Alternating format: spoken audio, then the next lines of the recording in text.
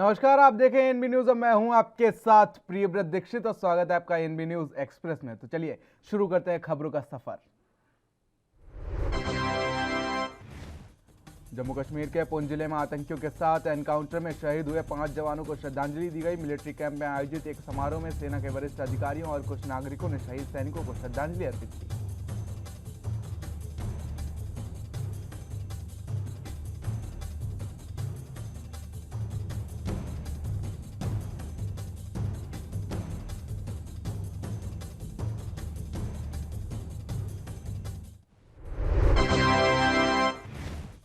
दिल्ली के लक्ष्मीनगर इलाके में गिरफ्तार किए गए पाकिस्तानी आतंकी मोहम्मद अशरफ को दिल्ली की एक अदालत ने 14 दिनों की पुलिस हिरासत में भेजा है। आतंकी पाकिस्तानी के पंजाब के नौरोवाल जिले का रहने वाला है।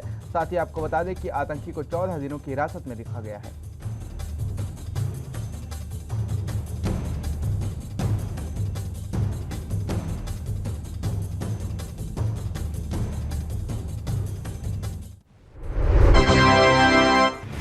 प्रधानमंत्री नरेंद्र मोदी ने आज 28वें राष्ट्रीय मानवाधिकार आयोग के स्थापना दिवस कार्यक्रम में शिरकत की। वीडियो कॉन्फ्रेंसिंग के जरिए कार्यक्रम को संबोधित किया। पीएम मोदी ने कहा कि राष्ट्र में मानवाधिकार की रक्षा और वांछितों की गरिमा की रक्षा करने में राष्ट्रीय मानवाधिकार आयोग की अहम भूमिका है।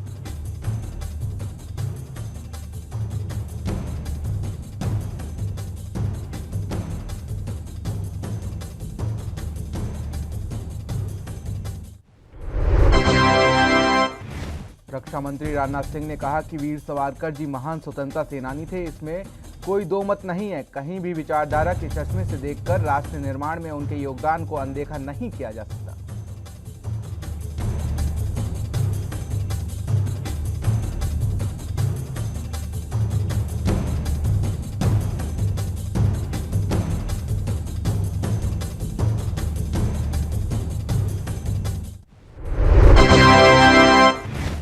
केंद्रीय कोयला मंत्री प्रहलाद जोशी ने कहा कि मैं किसी राज्य का नाम नहीं लेना चाहता, लेकिन जनवरी से जून तक राज्यों से अनुरोध करते रहे थे कि आप स्टॉक थोड़ा बढ़ाओ।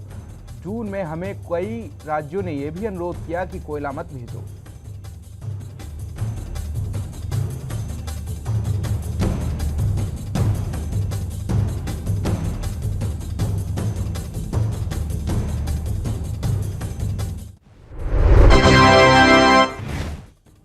बच्चों की कोरोना वैक्सीन पर केंद्रीय स्वास्थ्य मंत्री भारती प्रवीण पवार ने कहा कि अभी काम चल रहा है। मुझे लगता है कुछ कंफ्यूजन सामने आ रही है। अभी डीजीसीआई ने भी मंजूरी नहीं मिली है। विशेषज्ञ निर्णय लेंगे, उसके बाद वैक्सीन आएगी।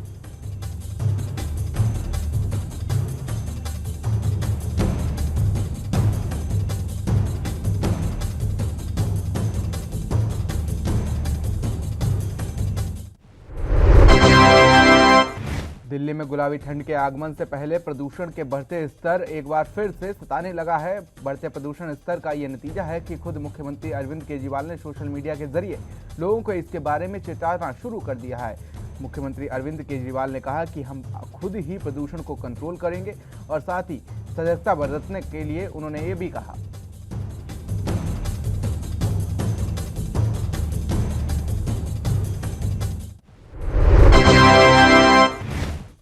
उत्तर प्रदेश अपर मुख्य सचिव स्वास्थ्य अमित मोहन प्रसाद ने कहा कि अब तक 2 करोड़ 48 लाख के करीब लोगों को वैक्सीन की दूसरी डोज लगाई जा चुकी है। कल प्रदेश में 14,57,228 डोजें लोगों को दी गई हैं।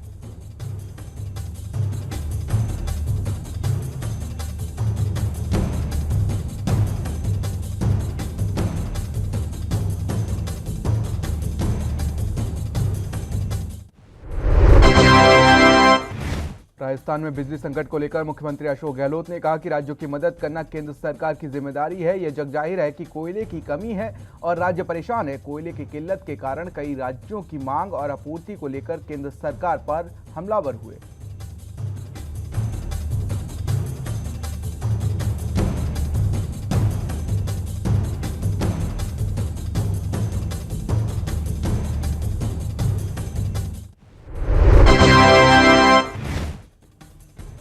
एलजेपी नेता चिराग पासवान ने कहा कि जिस तरह से जन आशीर्वाद यात्रा को समर्थन मिल रहा है, उससे साफ है कि हम जीतेंगे। बिहार की जनता मुख्यमंत्री नीतीश कुमार की नीतियों से नफरत करती है।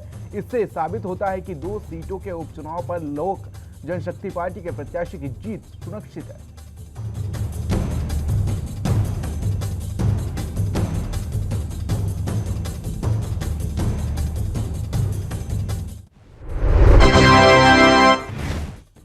कोयले की कमी को लेकर दिल्ली के ऊर्जा मंत्री सत्येंद्र जैन ने कहा कि दिल्ली में कोई भी कोल बेस्ड पावर प्लांट नहीं है। उन्होंने कहा कि हमें जिससे बिजली बनानी चाहिए उसको लेकर हम बिजली खरीदते हैं, वो दिल्ली के बाहर है।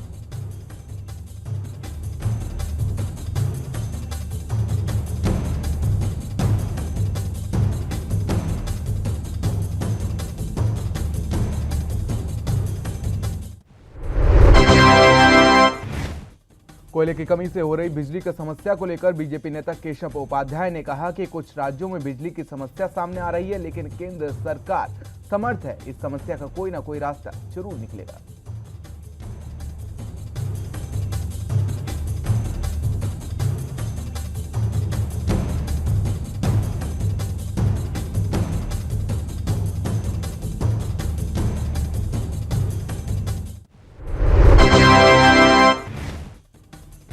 बीजेपी नेता दुष्यंत गौतम ने लखीमपुर खीरी मामले को लेकर कांग्रेस पर निशाना साधा है। दुष्यंत गौतम ने आरोप लगाते हुए कहा कि कांग्रेस धर्म के नाम पर राजनीति कर रही है, जबकि मामले में सरकार न्यायिक जांच कर रही है।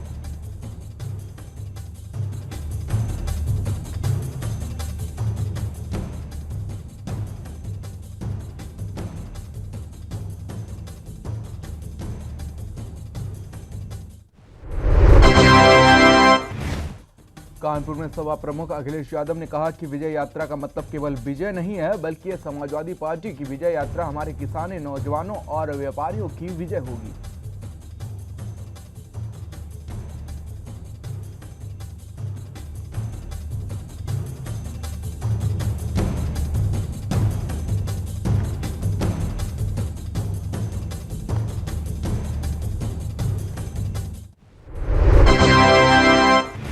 लखीमपुर खीरी में किसान नेता राकेश टिकैत ने कहा कि केंद्रीय मंत्री का इस्तीफा नहीं होगा तो यहां आंदोलन की वो घोषणा करेंगे। लखनऊ में बड़ी पंचायत होगी, देश के हर जिले में अस्थि कलश जाएंगे, लोग श्रद्धांजलि देंगे। 24 अक्टूबर को लोग उन्हें प्रवाहित करेंगे।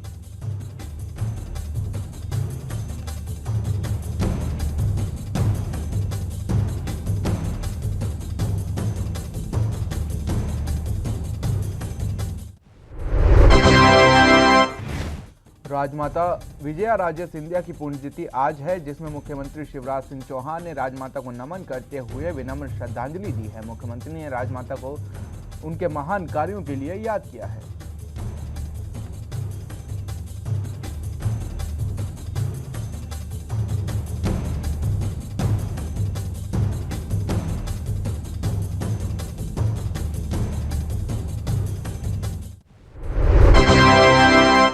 मध्य प्रदेश में होने वाले उपचुनाव में पूर्व सीएम कमलनाथ की एंट्री हो चुकी है। बता दें कि कमलनाथ उपचुनाव के लिए आज अपने पहले चुनावी दौरे पर खंडवा पहुंचे, जहां पर उन्होंने चुनाव प्रचार को तेज करते हुए पूर्व सीएम ने कार्यकर्ताओं में जोश भरा। उत्कृष्ट विद्यालय मैदान में अपने संबोधन में कमलनाथ ने बीजेपी पर निशाना साधा।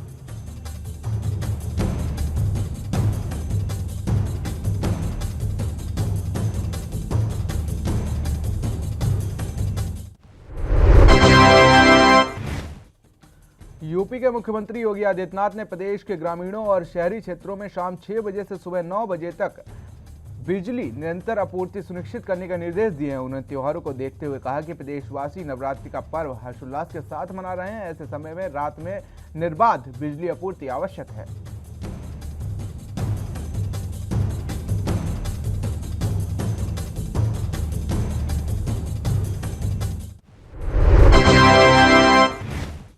उत्तराखंड के मुख्यमंत्री की जिम्मेदारी संभालते हुए सीएम पुष्कर सिंह धामी ने आज 100 दिन पूरे कर लिए हैं। इन 100 दिनों में सीएम पुष्कर सिंह धामी ने अपनी सरकार की बदली हुई छवि जनता के बीच पेश करने की कोशिश की।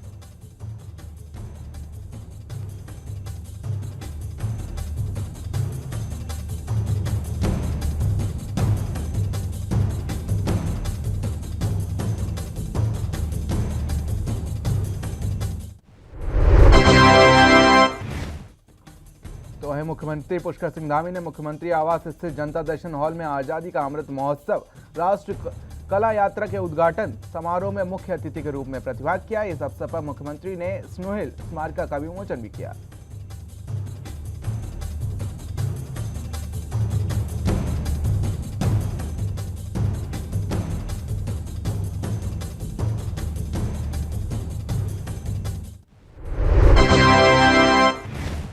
देहरादून में कैबिनेट मंत्री गणेश जोशी ने जानकारी देते हुए बताया कि ओपनल कर्मियों की मांग को मान लिया गया है और कैबिनेट में फैसला लिया गया है कि 10 साल तक ओपनल कर्मियों का वेतन 2,000 रुपये बढ़ाया जाएगा, जबकि 10 साल से ज्यादा अनुभव वाले कर्मियों की सैलरी 3,000 रुपये बढ़ाई जाएगी।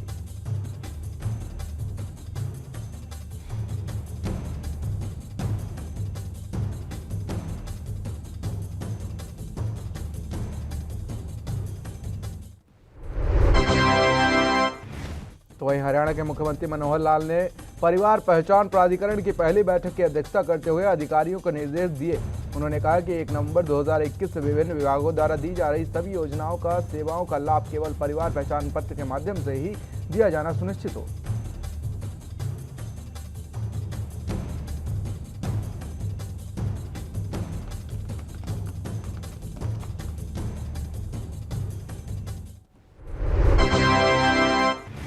हरियाणा के उप मुख्यमंत्री दुष्यंत चौटाला ने नरनौल में कई परियोजनाओं का शिलान्यास किया, जिससे ग्रामीण कनेक्टिविटी बढ़ेगी। इसके अलावा डिप्टी सीएम ने बाछौद एयरपोर्ट का निरीक्षण किया। साथ ही कोयले की कमी को लेकर कहा कि अभी 25 दिनों तक कोयला बाकी है।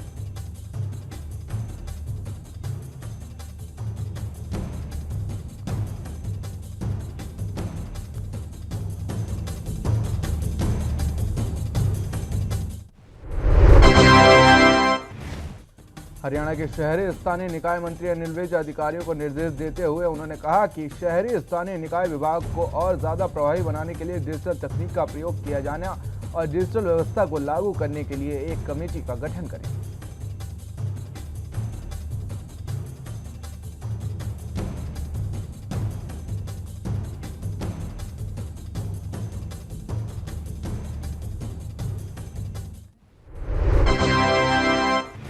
यूपी में आगामी विधानसभा चुनाव को लेकर हर पार्टी एड़ी से चोटी तक का जोर लगा रही है। सभी राजनीतिक दल एक दूसरे पर आरोप मढ़ते हुए नजर आ रहे हैं। अपने कामों को कई राजनीतिक पार्टियां गिनाती हुई नजर आ रही हैं। इसी कड़ी में कांग्रेस नेता दीपक सिंह ने भी आगामी विधानसभा चुनाव को लेकर कांग्रेस की जीत का दम भरा है और अन्य पार्टियों को निशाना बनाया है।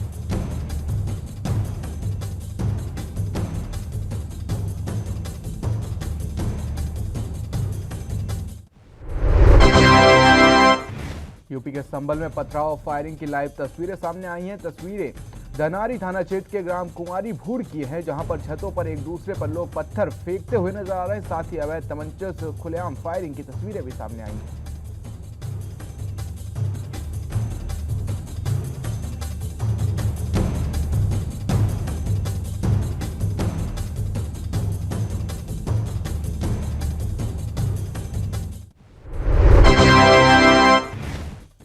वहीं जम्मू कश्मीर के शोपियां में सुरक्षा बलों ने 3 आतंकी को मार गिराया है। मारे गए आतंकियों के पास से हथियार और गोला बारूद बरामद किए गए हैं। आईजीपी कश्मीर विजय कुमार ने बताया कि मारे गए आतंकियों में एक की पहचान गंदेरबाल निवासी मुख्तार शाह के तौर पर हुई है।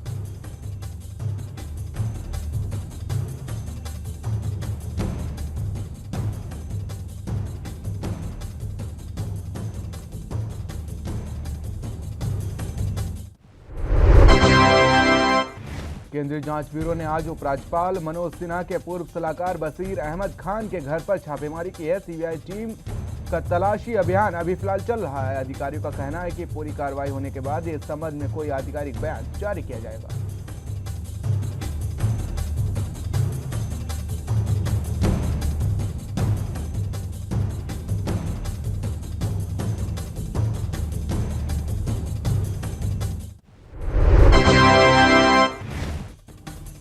बिहार के राज्यपाल फागू चौहान और मुख्यमंत्री नीतीश कुमार ने स्वर्गीय डॉक्टर राम मनोहर लोहिया की पुण्यतिथि पर उन्हें श्रद्धांजलि अर्पित की है। दोनों ने राम मनोहर लोहिया की प्रतिमा पर पुष्पांजलि अर्पित कर शत शत नमन किया। उनकी पुण्यतिथि के अवसर पर एक राजकीय समारोह का भी आयोजन किया।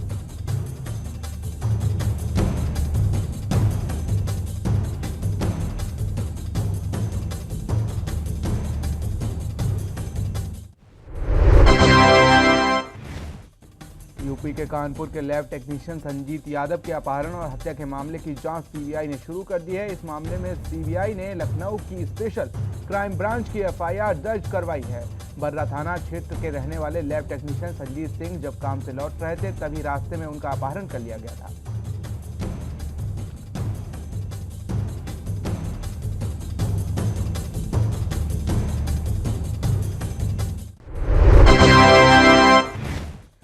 करनाल के चंदीपुर गांव में शराब के ठेके के अंदर एक कारिंदे की गोली मारकर हत्या कर दी गई। मृतक मोनू के गले में गोली लगी है और गोली आर पार निकल गई। फिलहाल पुलिस ने शव को कब्जे में लेकर फॉरेंसिक टीम के साथ मिलकर जांच शुरू कर दी है।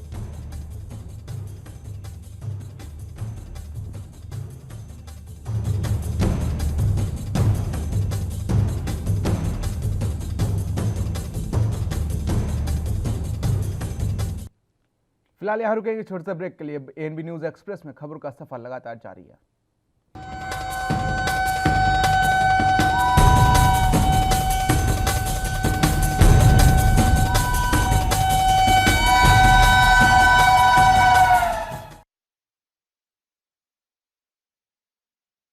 तो एएनबी न्यूज एक्सप्रेस में ब्रेक के बाद शुरू करते हैं खबरों का सफर।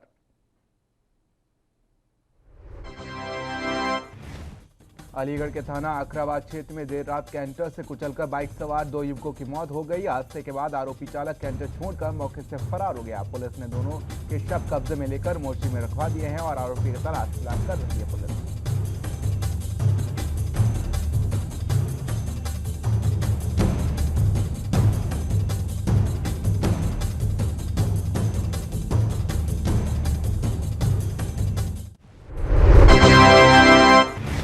यूपी के मुरादाबाद पुलिस ने महिला की हत्या का खुलासा करते हुए 2 आरोपियों को गिरफ्तार किया है। थाना छजलैट इलाके में बीते 2 दिन पहले एक महिला का शव खेत में दबा हुआ मिला था, जिसके बाद पुलिस ने कार्रवाई करते हुए 2 आरोपियों को गिरफ्तार कर लिया है।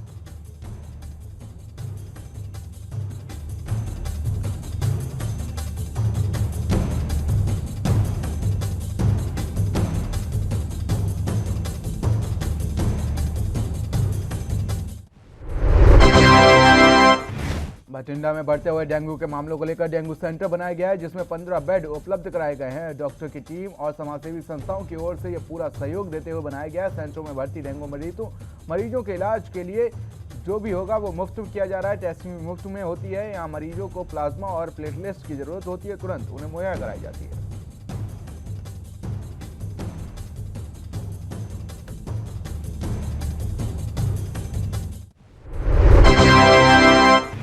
राजस्थान के शिक्षा मंत्री गोविंद सिंह डटोसरा अचानक सुर्खियों में हैं। उन्होंने एक कार्यक्रम में बयान दिया कि जिस स्कूल में महिला शिक्षक होती है वहां झगड़े भी ज्यादा होते हैं। उन्होंने कहा कि सरकार ने हर जगह महिलाओं को प्राथमिकता देने की होड़ में है और महिलाएं थोड़ा और प्रयास करके बहुत ही आगे निकल सकती हैं।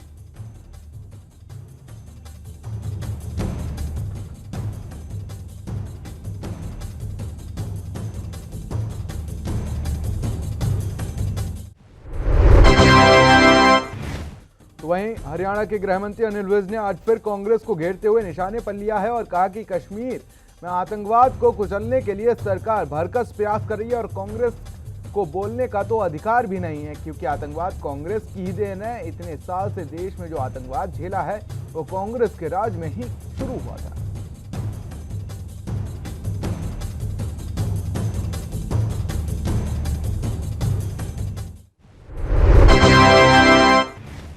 सरकारी कर्मचारी भी अब राष्ट्रीय स्वयंसेवक संघ की शाखाओं में भाग ले सकेंगे। हरियाणा सरकार ने सोमवार को 1967 और 1980 में जारी 2 आदेशों को वापस ले लिया है, जिसके तहत सरकारी कर्मचारियों के आरएसएस की गतिविधियों में भाग लेने पर रोक थी। इस फैसले के बाद हरियाणा सरकार के कर्मचारी आरएसएस की गतिविधियों में हिस्सा ले सकेंगे।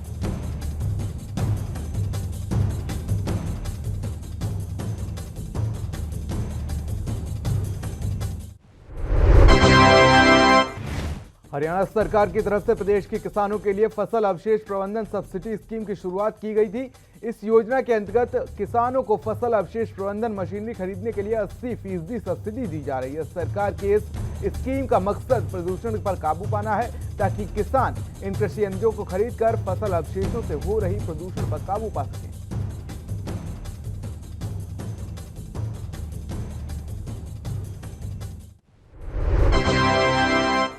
यमुनानगर के सभी निजी अस्पतालों और सरकारी अस्पतालों में डेंगू के मरीज दाखिल हैं।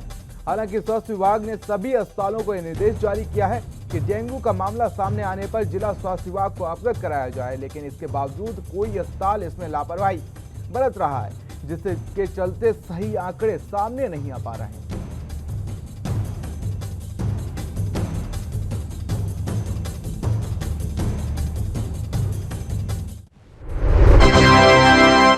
यमुनानगर में धान की खरीद में मंडी अधिकारी आढ़ती सरकार को चूना लगाने की योजना बना रहे हैं। इस योजना में शायद वो कामयाब भी होते नजर आ रहे हैं, लेकिन दोनों के बीच हुई लेन देन की सारी बातें रिकॉर्ड हो गई, जिसके बाद मंडी सचिव ने दोनों के खिलाफ सरकार के राजस्व को चूना लगाने का आरोप लगाते हुए मामला दर्ज करवा दिया है।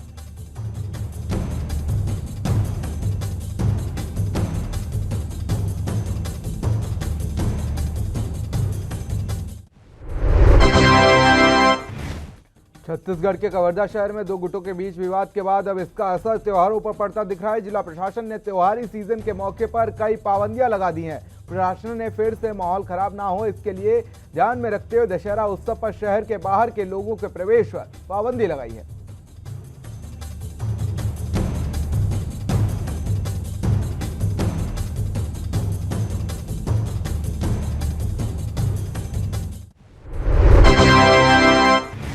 मध्य प्रदेश के गृह मंत्री नरोत्तम मिश्रा ने पूर्व राजमाता विजया राजे सिंधिया को याद किया है और उनकी जयंती पर श्रद्धा सुमन अर्पित किए हैं। गृह मंत्री नरोत्तम मिश्रा ने ट्वीट करते हुए लिखा कि राजमाता विजया राजे सिंधिया जी अपने जीवन काल में जन जन के लिए अहिष्णु संबंध बनाए। उनकी पुण्यतिथि पर मैं नमन करता हूं।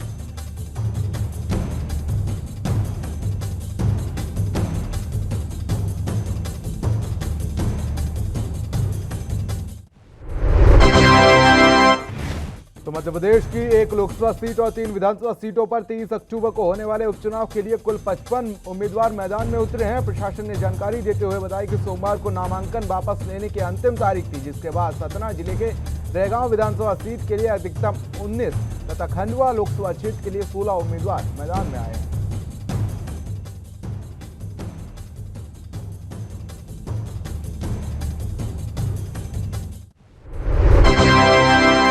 मध्य प्रदेश के मंडला में ग्रामीणों ने युवक की हत्या के मामले को लेकर कलेक्टर और पुलिस अधीक्षक को ज्ञापन सौंपा है। भारी संख्या में ग्रामीण जिला मुख्यालय कलेक्टर और पुलिस अधीक्षक कार्यालय पहुंचे, जहां पर ज्ञापन सौंपकर कार्रवाई की मांग की गई है।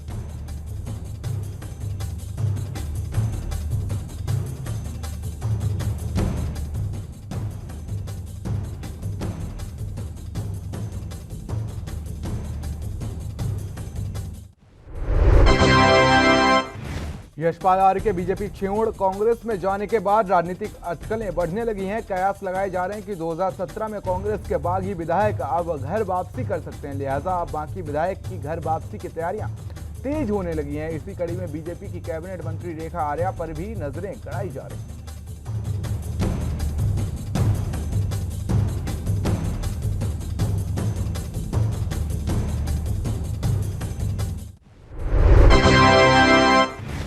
उत्तराखंड के मुख्यमंत्री पुष्कर सिंह धामी ने सचिवालय से आंगनबाड़ी कार्यकर्त्रियों को प्रदान की जा रही प्रोत्साहन राशि की डीबीटी के माध्यम से शुभारंभ किया है। इससे 33,297 आंगनबाड़ी कर्मियों के खाते में डीबीटी के माध्यम से धनराशि की गई है। मुख्यमंत्री ने घोषणा के क्रम में आंगनबाड़ी कर्मियों को कुल 40 करोड़ रुपए की धनराशि दी।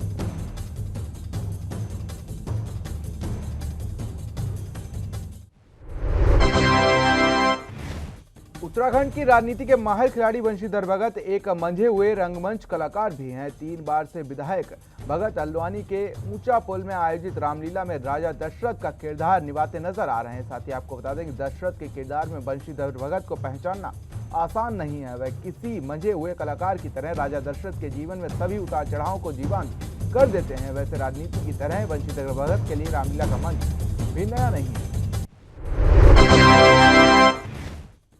तो लखीमपुर खीरी की घटना के बाद से देश भर के किसान संगठनों में भारी रोष देखने को मिल रहा है। कहीं सरकार के खिलाफ प्रदर्शन किए जा रहे हैं, तो कहीं सरकार के तुरंत ठोस कार्रवाई करने की मांग की जा रही है। वहीं आज लखीमपुर खीरी घटना के मृतक किसानों की आत्मा की शांति के लिए अंबाला के शंभू टोल प्लाजा पर किसान यूनियन गुरुद्वारा श्री सुखमनी साहिब का पाठ कराया गया।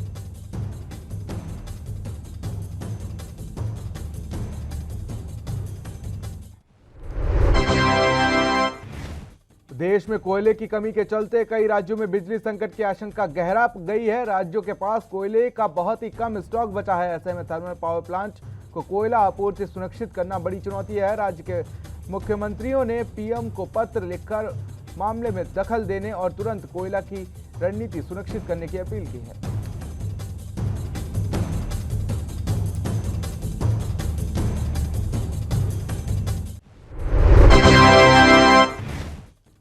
बुलंदशहर में 72 लाख रुपए की लूट का मामला सामने आया है, जहां NH 91 पर कासगंज के ज्वेलरों के 72 लाख रुपए दिन दहाड़े लूट लिए गए। TUV में सवार ज्वेलर्स के 3 नौकर कासगंज से दिल्ली कैश लेकर जा रहे थे, तभी बोलेरो में सवार बदमाशों ने इनकम टैक्स अफसर बनकर लूट को अंजाम दे दिया।